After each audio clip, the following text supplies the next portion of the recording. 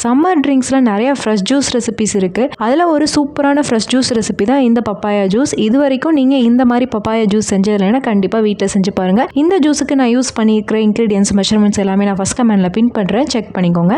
இதுக்கு ஃபஸ்ட்டு பப்பாளி எடுத்துக்கலாம். பப்பாளியில் சீட்ஸ் எல்லாம் இருந்துச்சுன்னா நீங்கள் ரிமூவ் பண்ணிவிடுங்க. என்னோடது வந்து ஹைப்ரிட், ஸோ வந்து சீட்ஸ் இல்லை. இப்போ அந்த ஃப்ளஷ் மேலே இருக்க அந்த ஒயிட் லேயர் மட்டும் லைட்டாக ரிமூவ் பண்ணிவிட்டு அதுக்கப்புறம் வந்து சின்ன சின்ன பீசஸாக கட் பண்ணி வச்சுக்கோங்க. இப்போ ஒரு மிக்ஸி ஜாரில் ஆட் பண்ணிவிட்டு சர்க்கரையை வந்து பார்த்திங்கன்னா ஒரு 3 டேபிள் ஸ்பூன் அளவுக்கு நான் ஆட் பண்ணியிருக்கேன்.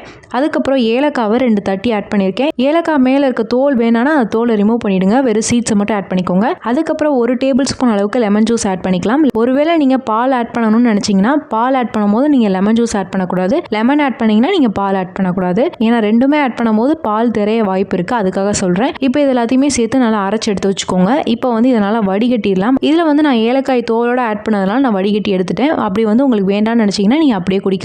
இப்போ உங்களுக்கு தேவையான அளவுக்கு தண்ணி ஆட் பண்ணிவிட்டு சர்க்கரை செக் பண்ணிவிட்டு ஆட் பண்ணிவிட்டு நல்லா மிக்ஸ் பண்ணிக்கோங்க. இப்போ ஐஸ் கியூப்ஸ் ஆட் பண்ணிவிட்டு சர்வ் பண்ணிக்கலாம். லாஸ்ட் வந்து உங்களுக்கு பிடிச்ச nuts and dry fruits add பண்ணிவிட்டு சர்வ் பண்ணிட்டீங்கன்னா சூப்பரான பப்பாளி ஜூஸ் வீட்டிலே ரெடி ஆயிரும்.